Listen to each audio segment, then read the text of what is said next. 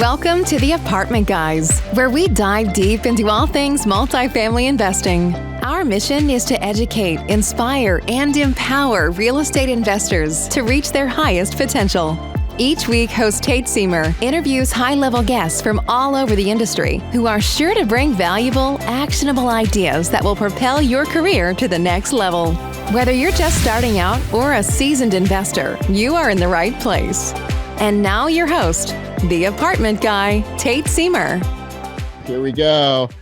Rock and roll on the Apartment Guys podcast with Tyler Bossetti in the house. And he is back for his second appearance, which is, that's only happened 3 times here in the history of the Apartment Guys, where we've had somebody on twice. And the message that Tyler has for us today is so important that I couldn't not have him on to talk about it. And what that is cryptocurrency, Bitcoin, blockchain technology, and all the opportunity that goes along with that. So Tyler, dude, welcome back to the show. I'm really stoked to hang out with you.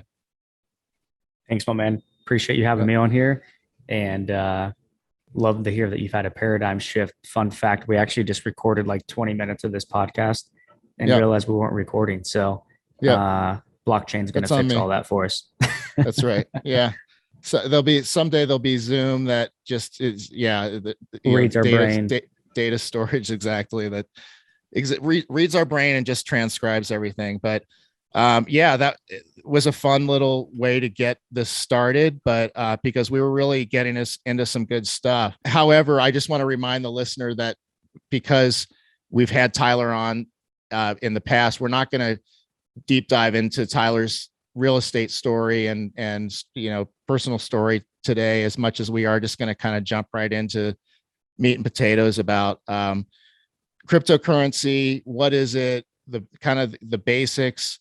Why it's important to understand those basics, and it gets you hopefully some really great specialized knowledge that's going to help you make good decisions about this amazing space and opportunity moving forward.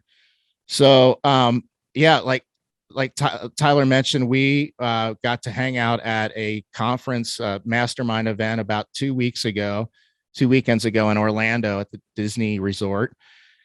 And there was a panel discussion that Tyler was on and was up on stage with, I think 4 or 5 other guys. And they were really getting high level about crypto, about blockchain, Bitcoin. Tyler in particular really highlighted Bitcoin in a fantastic way that I'm looking forward to sharing with you today, the listener. And I got to say that I'll always look back at this panel discussion as a paradigm shift for me in terms of what I understood. I really was able to get my head around like what's actually happening in our current financial system, like our current currency system, the US dollar in particular, and some of the inherent flaws. And they're like kind of troublesome, to be honest with you. And I didn't really have my head around that like I do now. And I'm still learning, like I'm just starting to scratch the surface, but I've also really reassessed how I'm looking at allocating assets moving forward. And as you said earlier, when we were talking, if you can incorporate, you didn't say it quite this way, but if you can integrate and incorporate crypto into the overall growth of your company, whatever it is you're doing, whether it's real estate investing or something else, then you're all the better for it, right? Like game on. So it's super exciting to get your perspective. Before we kind of jump into the nuts and bolts, is there like any like overall context that you'd like to offer the listener before we kind of start talking about what is blockchain in particular? And that's before we start diving into what does the financial system mean, fiat currency, blockchain, Bitcoin, altcoins, all that fun stuff, I believe that what I try to do my best job of is understanding that this is a tool. right? Like any asset class, whether it's stocks, whether it is real estate, whether it is equities, it's just a tool at the end of the day to accumulate more of what you ultimately want to do. And I'm sure for a lot of the listeners here, even myself, I'm using crypto as a tool to accelerate my wealth. I'm using it as a tool to creatively accelerate my wealth, ultimately acquire way more real estate in a short amount of time, right? Knowing that it's the fastest growing asset class in the last decade is staggering because this has been the best US economy we've ever seen, right? So just understanding like, okay, I don't need to be a crypto expert. I don't need to be a Bitcoin expert. I just need to understand like a self-directed IRA or a solo 401k or stocks. You may not love those assets, but you're using them. It's a tool to accumulate more real estate. And that's the same thing I look at when I'm looking at crypto. Obviously, there's way more nuances to that, right? But that's what I want to remind the listener of is, hey, if you're here to start and scale a portfolio specifically with real estate, let's introduce crypto, specifically Bitcoin. And it's volatile, right? So it doesn't need to be 90% of your net worth, maybe starting at 5 to 10% as you become more educated, as you become, more aware of your goals and what you're trying to do. Then we can dive into the blockchain, Bitcoin, and all that fun stuff.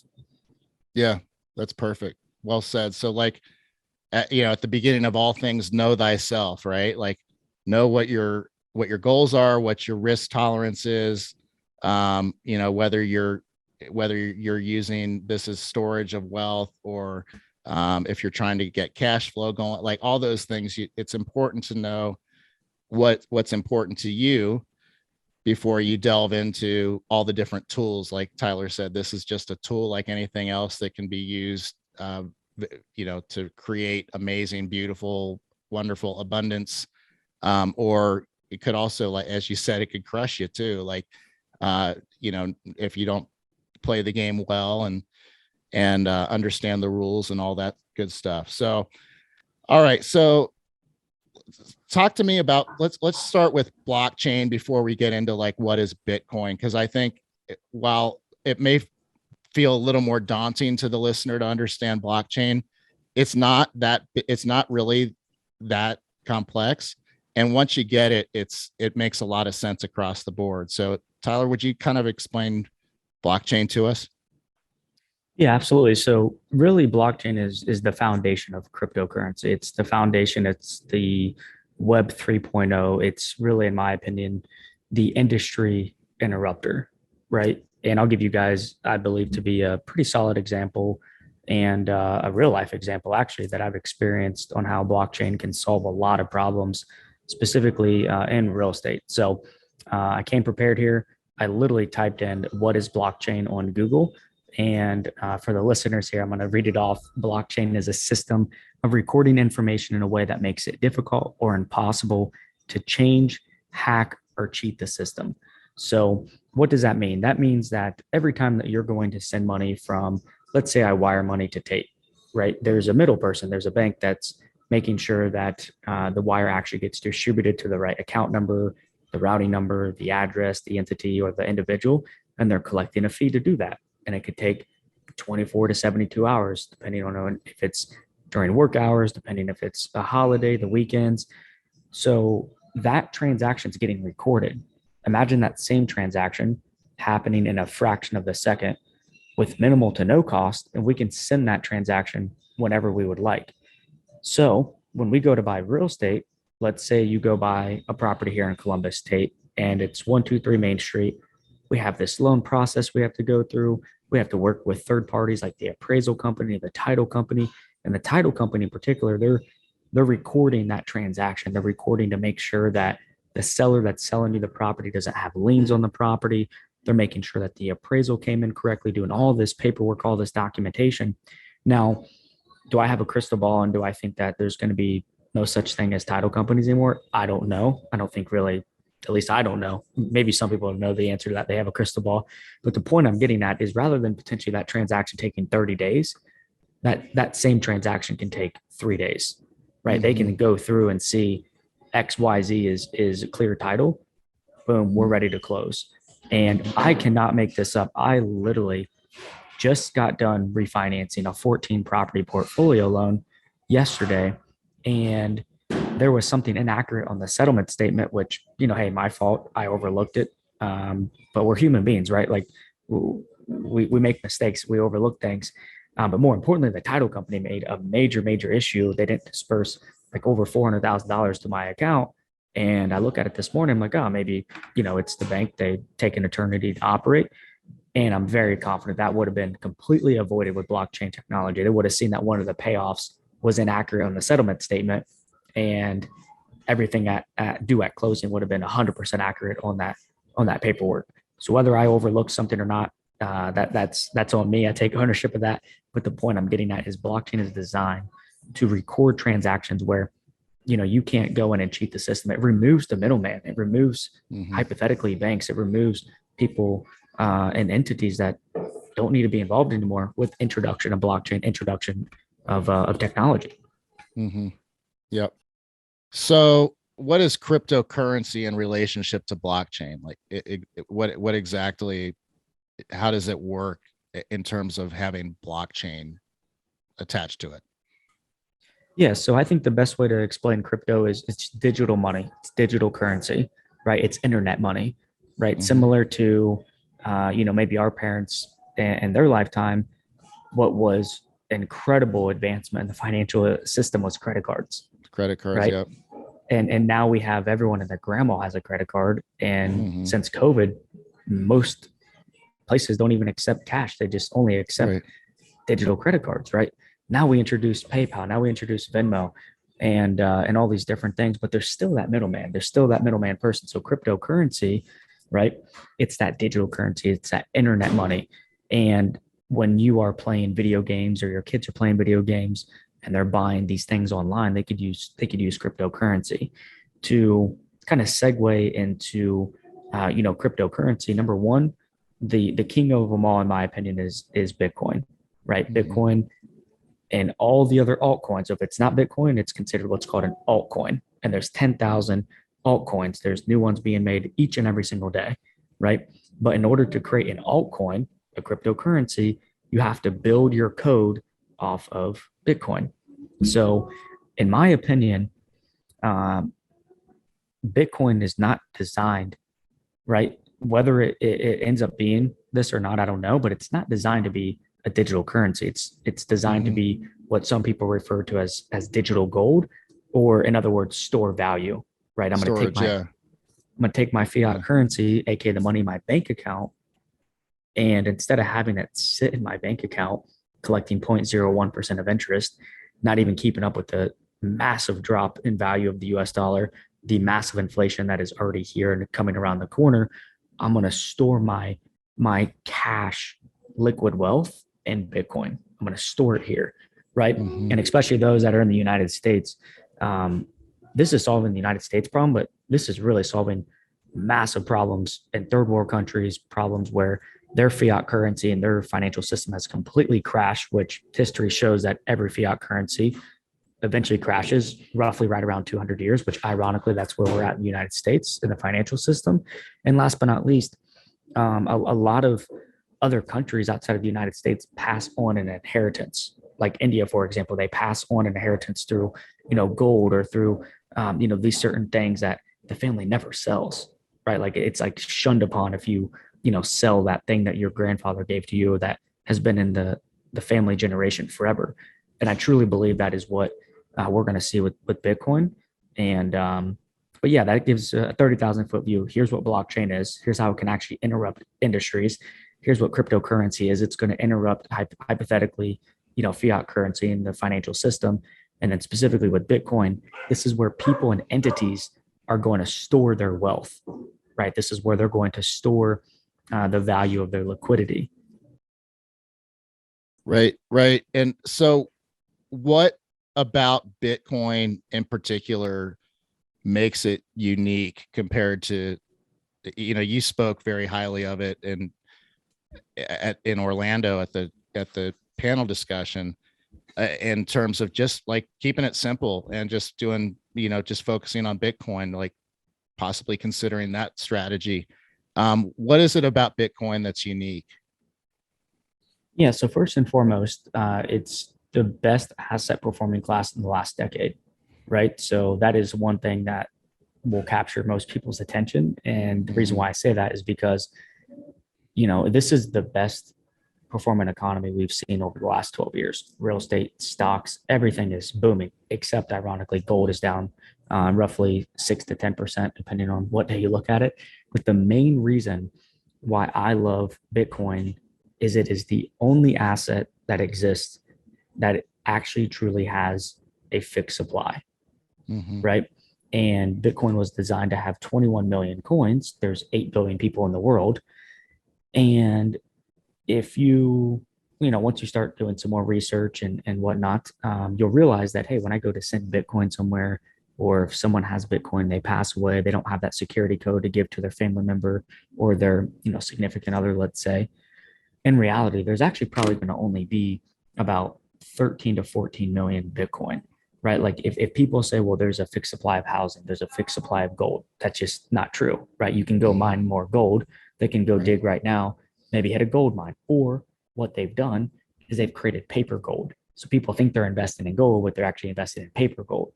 Or they think that they're investing in a real estate property, but they're investing into a paper asset, right? Or you could just go literally buy this piece of land and go build more, right? So that's the number one reason why I love Bitcoin is, one, it's the best asset performing class. And two, it is the ultimate way to store wealth because it truly has a fixed supply, which is 21 million Bitcoin. But when you realize over the next 20, 30 years, it's actually probably going to only be about 13 to 14 million. That's where it gets really interesting. That's where it gets interesting to say, oh, wow, how valuable can Bitcoin get? Right. And it's limitless. As far the answer to that is that it's limitless. And that's something that's really important to understand, even though there's only 21 million coins and that number will eventually go down and down and down as things get lost and whatnot. It's important to understand that within those 21 million coins, right now they're worth about 1.2 trillion, I think, is Bitcoin's market cap. And it could be Bitcoin's market cap. Those same 21 million coins could be worth 100 trillion in 5 years or 7 years or 10 years. Like that's a very real possibility. And there's people that are using bigger numbers than that. So that wasn't kind of something else for me to kind of get my head around is, and by the way, this may seem obvious to most listeners, but you don't have to buy one Bitcoin. You buy fractions of Bitcoin. So, the other day I allocated X amount of dollars into Bitcoin, and I therefore own a fraction of one Bitcoin, right? Because I didn't buy 60, I think it's now 59,000, something like that, as we record on November 23rd, 2021. But who knows, maybe someday in the history of the world, we'll look back on that and be like, can you remember when Bitcoin was 59 grand?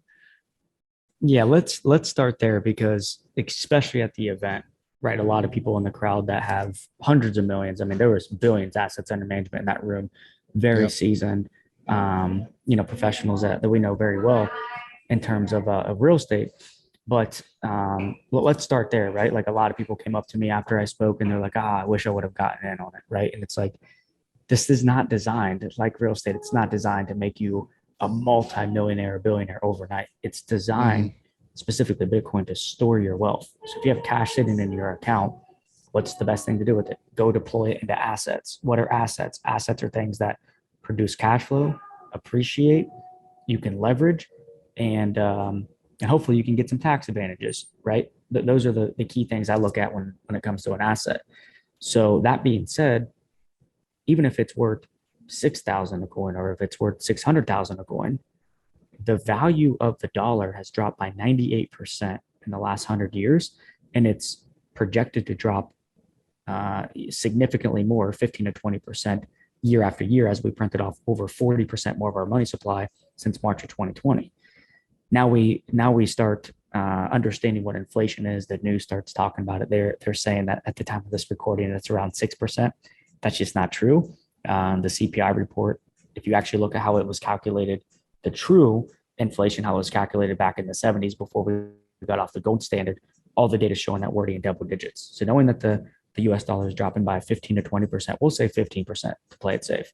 And the inflation is over 10% right now. If you have $100,000, your money's going to be worth 25%. It's going to be worth $75,000.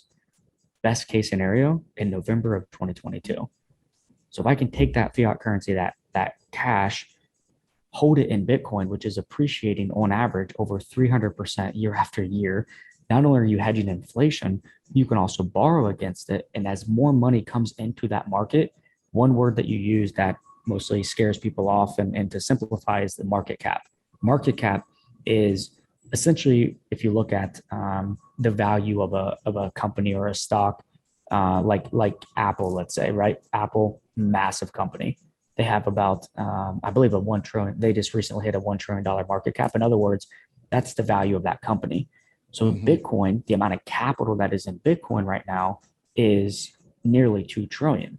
So as Tate said, as more money comes in, right, into Bitcoin and more people are buying it, and we introduced ETFs, we introduced the FDIC, aka banks, being able to hold that on their books, that market cap goes from 2 trillion.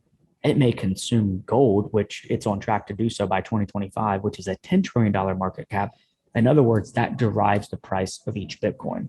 That alone would make Bitcoin worth significant more than it is right now. People would have wished they got in at 60,000, right? That it's going to make it worth nearly 1 million a coin, right? Now, a lot of data, which you alluded to, is actually showing it could be worth $100 trillion market cap. If that's the case, then I don't even know the numbers. I should probably know that, but it's going to be worth millions per coin, because what is happening is the everyday person, the everyday entity, and these massive companies and banks are going to just start holding their 5% of their portfolio in Bitcoin to just to hold it there versus having it in fiat currency.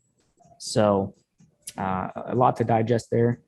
And as you can see, I'm getting blinded by the sun. So I'm going to hand it back off to you and adjust my seat here for the third time. No, that's great. Yeah, I'm struggling with sun. We're Utah and we're Utah and Ohio today, and that's where we're broadcasting from, and it's sunny in both places, which is very rare here in Ohio. So I can't complain, especially this time of year. Yeah. So okay, so to keep things simple for me and for the listeners, I get Bitcoin. Like, I really get the scarcity aspect of it, the finite supply aspect of it. I get that something has function and therefore value, and there's a finite supply of, and then there's an increasing demand for, because people are understanding the value more and more and more, and utilizing the value of it more and more. Like, that to me is like a no-brainer. I don't know how else to, am I missing something here? Is there like a worst case scenario out there that could change everything or derail this at this point? Yeah, absolutely. As you know, and hopefully the listeners know too, every asset, every investment has risk, right? And, there's no guarantee with any asset, any investment that we make. Even if you buy a single family home and the comparable properties and the rent all looks spectacular, things can still go wrong, right? But I do truly believe that the writing is on the wall now. And 2016, 2017 made crypto and Bitcoin, it caught people's attention because it had a parabolic growth, right? It exponentially grew, and then it crashed, right? And then everyone's like, oh, this is a scam. This is a Ponzi scheme, right? Well, also fiat currency is a Ponzi scheme, because you can just keep printing more of it off, right? But I think the basic to understand here is, if we know that every fiat currency has crashed, and we also know that the US dollar, if you're in the United States, is dropping in value by 15 to 20%, and the US alone, not to mention the global economy, has printed off, over 40% of their money supply, specifically in the United States, that should raise a red flag that the value of your dollar is declining at an alarming rate. So knowing that, how can we get our fiat currency to at least hedge that risk and or work for us? So one of the main reasons why I love Bitcoin in particular, not only is it the best asset performing class, it's grown over 300% year after year, but when I really, really, really was like, okay, this is not going anywhere, is when I can leverage it.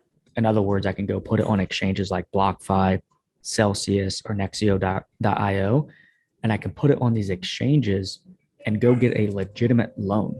I can go get up to a 50% loan to value loan, which if you're in real estate, 50% loan to value is very, very low risk, right? We can get loans at, upwards of 95% if it's a primary residence, sometimes even more, right? But most of the time you're getting loans at about 75% loan to value.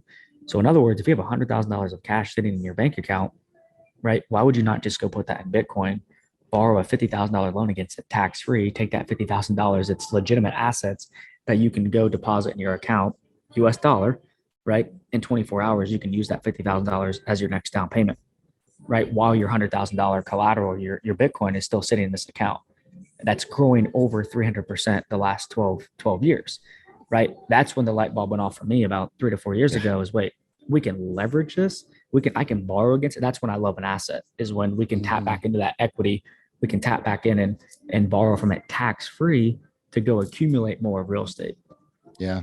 Yeah. It's a beautiful thing. And listeners, hopefully you got it. Hopefully you see that vision of what a kind of a game changer this is. And, there's people that are very, very educated, not hyperbolic type people that don't overstate things. They're scientists, they're economists, and they're using analogies like this is the biggest technology advancement in humanity since the printing press. Like, that's big time. There's like all kinds of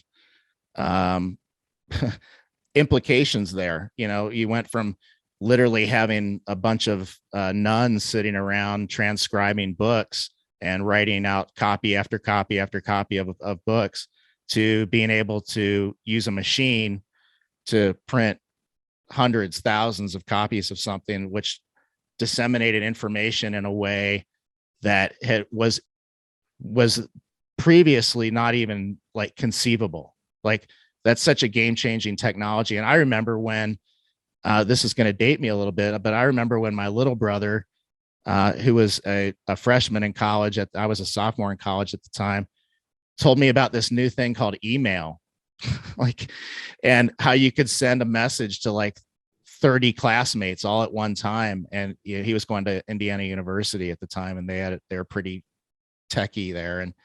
And that, I remember getting my head around that one for the first time. And then, the internet is the internet. Like, the internet is its own beast. And the implications of this seem exponentially greater than even the implications of the internet have been. Yeah, because you look at the internet, you look at all these things that have completely revolutionized the world: email, text messages, iPhones. Well, there's still people in other countries that don't have access to the internet. They don't have access to an iPhone, or they can't afford it, right? Versus blockchain technology, cryptocurrency, literally a great example is El Salvador. El Salvador announced at the Bitcoin conference that they're going to have Bitcoin be a ledger for their country. And literally within a couple months, there was more citizens in that country that had crypto wallets than they did and had accessibility to a bank. Right. So I think that, number one, not only is it going to interrupt industries like the email did, like internet, right? The example that I gave with the issue that I just had with the title company, right? And but it's also understanding that everyone's going to have accessibility to this, and understanding that, let's use like Venezuela or Brazil, these other countries that I had brought up. These countries are struggling because they're way older than the United States, have been printing money off for, centuries longer than us. And so That's why you see countries go from thriving to dying, because literally banks, the financial system, and how it's designed to ultimately crash over time. Right. And so just watch, watch the big money, right? That's one of the analogies and rules I think that Warren Buffett says, follow the money. And I think it's going to be, once the FDIC, right, what regulates banks, and once these big institutions, right, like keep in mind, there's not many massive companies. There's like Tesla and maybe a handful of others that actually hold Bitcoin on their balance sheet. Apple has like, I think, over a couple billion in cash sitting on their balance sheet. Now, there's pros and cons to cash. Cash, you can show the bank, hey, I'm liquid. I can go get a loan, so I can go accumulate this warehouse or these warehouses. We can use that cash so we can accumulate competitors coming in, or we can hire, we can grow. But when they say, hey, 5% of this cash that we have is going to be now on our balance sheet, because we just had 12 months of meetings with our executive team and our accounting team and our financial team, 5% of that cash is going to get immediately deployed into Bitcoin on our balance sheet. Boom, they just absorbed and pumped in a ton of capital and increased that market cap of Bitcoin from, let's say, 2 trillion to 2.5 trillion. If 500 of the largest companies decide to do that overnight, or at 10x that market cap, which 10x the value of Bitcoin overnight. Mm-hmm. And I really think that we are weeks, months, worst case scenario, a couple of years away from that happening. And the only reason why I would say a couple of years is all the politics and nuances that go on behind the scenes, right? Like, we have a company, we have 60 employees. So when we're trying to implement a new product or service, right, it could even be a free webinar. I have to hop on a meeting, talk to my tech team, get the links out, get the graphics going, blah, blah, blah. That takes us 72 hours to get rocking and rolling. Imagine a meeting with Apple. Imagine the banks, right? Imagine having to bring those people into place and all the legalities of filing the paperwork and getting everyone on board. These people have a job at the end of the day. Like, these executives, they want to look good. They want to make the right decision. And it's also a great way to project your financials of what you're going to do. This is me getting really down in the weeds, but I want it to hopefully have a light bulb go off in someone's head that's watching this recording, listening to this podcast. Is when you are going and running your meetings as a company, or you're looking at a pro forma of a deal, you're going and checking the boxes. Hey, this is what this property is going to hypothetically produce as far as the preferred returns. This is how much equity we're going to give out. This is how much capital we need to raise. Well, that's a very similar meeting that they're having every week, every month, every quarter. Is, hey, here's the number of iPhones that we sold, right, in Q4. Well, in Q1, here's our projections. If you introduce 5% of your the value of your company, like Apple, to being a volatile asset like Bitcoin going up or down 300%, right, that can skew your financials a little bit. So that in my personal opinion, that financial guy or executive or girl, they're still trying to solve that, right? Or they're still trying to go to those meetings and push that agenda across the board. And then, not to mention, get that all legally filed so they can disclose that properly to their shareholders. Yeah. Right. So that's a little long-winded in the weeds of it. But the moment institutions and banks get Bitcoin on their balance sheet, game over. Game over. Yeah. Yeah. And what is game over? Like, I mean, are we talking, do you feel like we're like in the 100 trillion conversation? Like a lot of people feel like, I mean, yeah, I think that's not even like commercial real estate. I think is 200 to 300 trillion or something like that, if I'm not mistaken. Yeah, and that's hypothetically going to continue to grow, at least in our lifetime, faster than crypto, just because we can continue to build more real estate and put different values on real estate, right? But I think something that's more realistic is, let's look at the most recent, and what we're still hypothetically in right now, the bull run, right? Yeah. In crypto, right? Technology still has not caught up, right? There's adoption every single day with the everyday person like you and I that's buying more and more people that are going to events and learning about it. But imagine the next bull run in 2 to 3 years where there's massive adoption. Everyone knows how to use their Coinbase account, their Binance account. Everyone gets familiar. It's like setting up that credit card for the first time. It's like setting up that Venmo account, that PayPal account for the first time. It's like setting up that investment brokerage account for the first time. You do one or two trades on it, you move it around a little bit. You're like, oh, okay, I'm familiar with this. But now once you start introducing big boy money, big girl money, institutions and banks, right? If we consume I'm talking like I'm Satoshi, the one that made Bitcoin here. But if Bitcoin, the $2 trillion market cap, consumes gold, which is a $10 trillion market cap, do the math, right?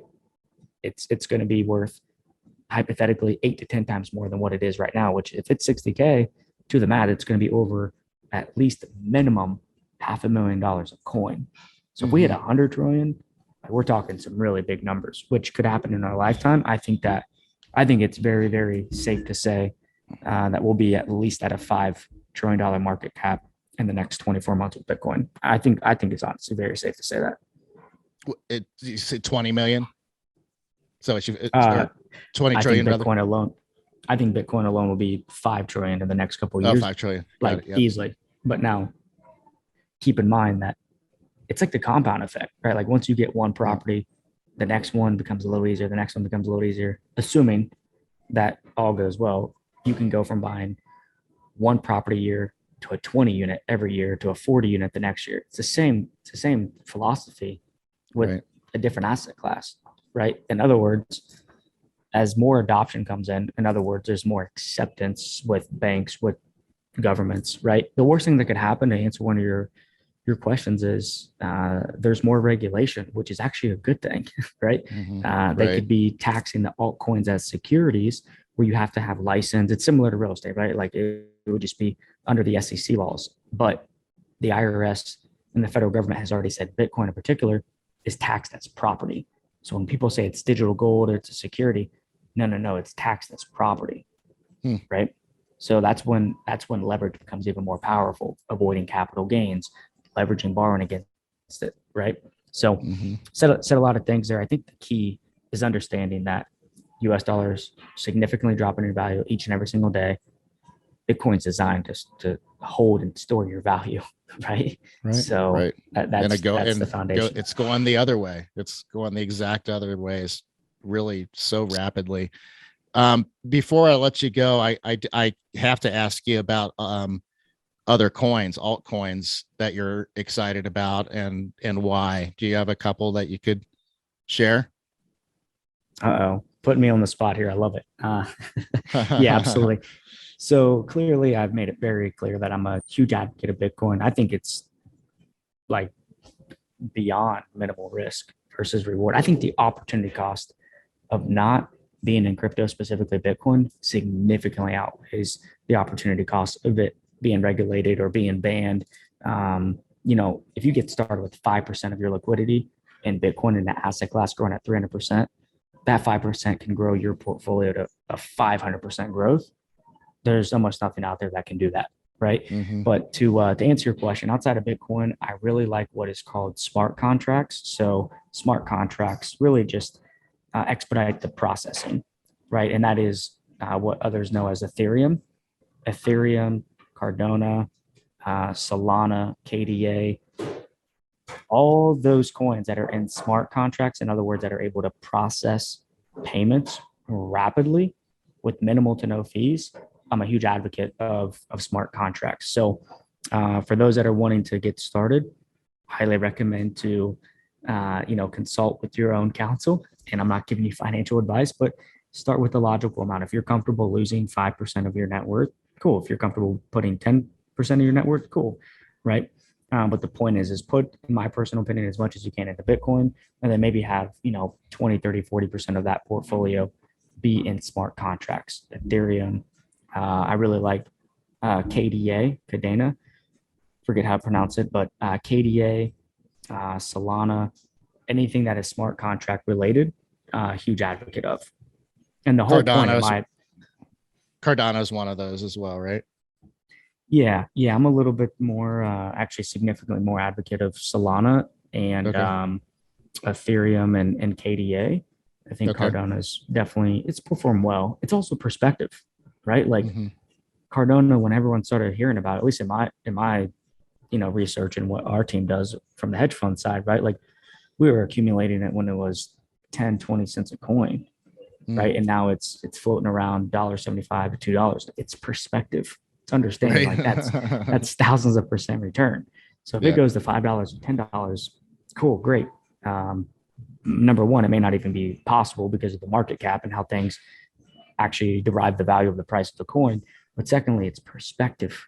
It's like, yo, you click the button on your phone or your computer and you get a 500% return doing nothing. Your real estate properties didn't even do that. And they're not even going to do that for the next 10 years. So take some profits, right? Or more importantly, take some profits, put it into this real estate deal, do a cost segregation study, remove all those gains that you had on it, have a paper loss, or put this profit into an opportunity zone fund where you can 1031 exchange all your capital gains profits, right? So that's my strategy. How can I accumulate the most amount of Bitcoin by leveraging altcoins, leveraging and borrowing against that tax-free to go accumulate the most amount of real estate I possibly can that has the best tax benefits in any asset class? Until that changes, I'll get out of real estate. But until we can cover our highest expense in our life, which is taxes, I'm going to keep buying real estate, but I'm going to leverage crypto to accumulate way more, way faster.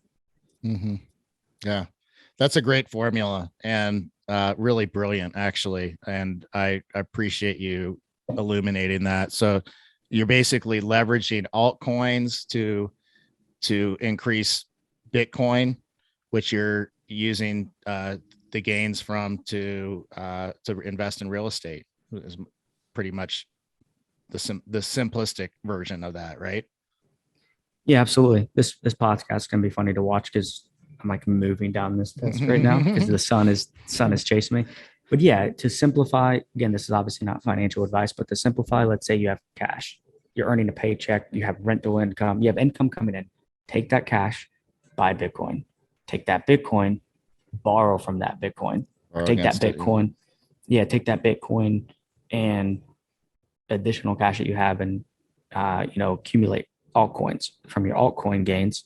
Sell 1031 into your real estate deals through an opportunity zone, or sell, have a taxable event, and then have a cost segregation or a depreciation or other, blah, blah, blah, tax write-offs that you have with real estate to offset that gain, or sell that altcoin to accumulate more Bitcoin and then borrow from that Bitcoin, accumulate more real estate, rinse and repeat. Then your passive income from your real estate and other income coming in is accumulate more crypto.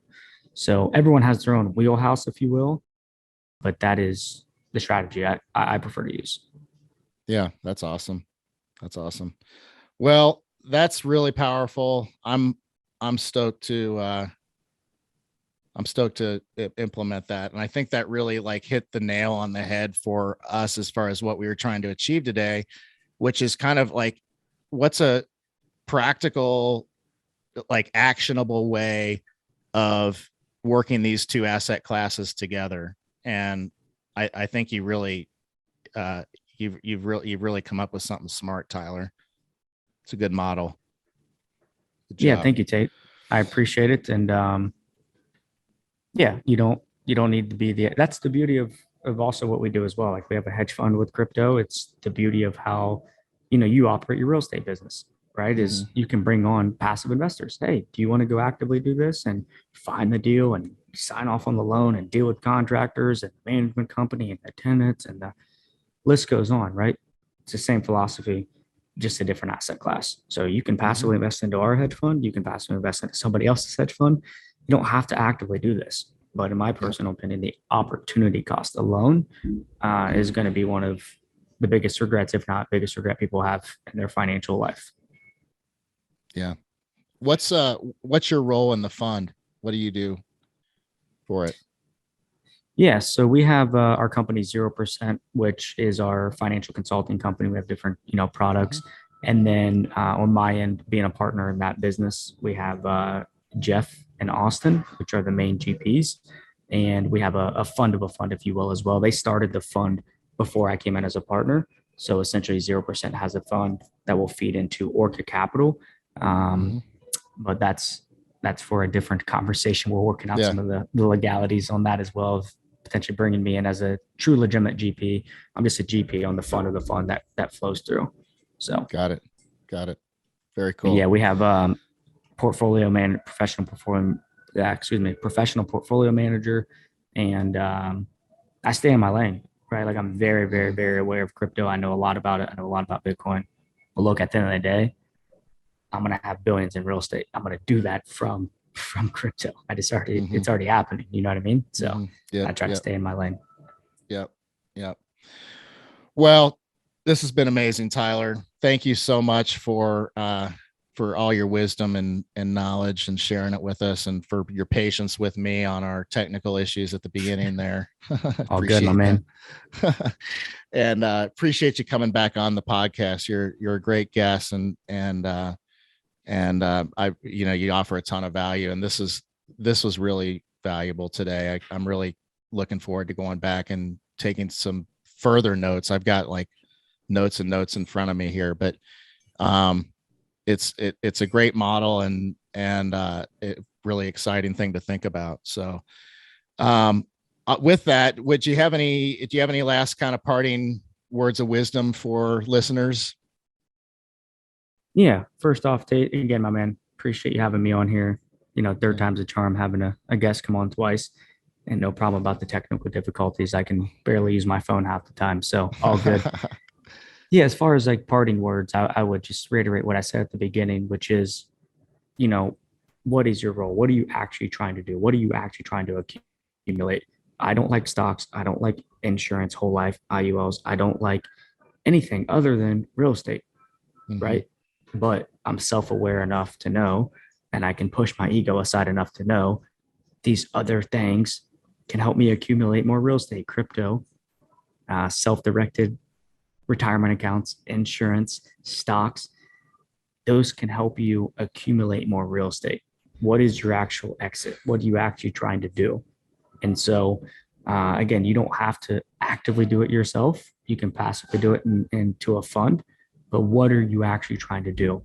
And once you start to become more educated in crypto and specifically Bitcoin, you'll wake up every single day like I do going, damn, I think I'm just going to sell my entire portfolio and click some buttons on my phone and buy some crypto.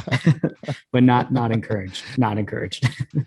Yeah, I know. I hear you. It gets tempting to think that way, when, especially given the amount of time, effort, energy, resources you put into learning and getting your feet wet and getting familiar, and then getting the fun going and everything else. Like, I'm sure it's tempting to think that way a lot, but there's a reason why we all love real estate, just to bring it full circle back around. And it's, we've got something brand new that's unprecedented technology that we don't know exactly how it's going to turn out and how it's going to wash out, but we pretty much know how things are going to go with real estate.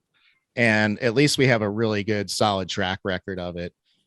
So that's one of the many reasons why we love it, is it's, especially cash flowing commercial real estate, has a very predictable value component, amongst other things. So yeah. Listeners, don't be like bailing on all your real estate plans yet. That's not the point of these episodes. And I will have to get some sort of legal disclaimer together. By no means are we offering any sort of advice on what to do with your assets. We're just really having a conversation here, and do feel like it's important that all of the listeners and all of your listeners' families and loved ones and friends know about this. Like, educate yourself. There's YouTube University is so rich right now. It's crazy. Yep. So yeah. And that's it. It's the question you need to ask yourself is, how do I introduce this into my investment strategy? How do I introduce this into my portfolio? It's volatile, right? Like, if you're trying to get 300, 400% or 3,000, 4,000% returns, there's going to be a downside to that as well. There's going to be a crash to that as well. So how can you introduce crypto, Bitcoin into your investment strategy? How can that accelerate your path of starting and scaling a real estate portfolio? I think is the best question to ask yourself. Yeah. Well said.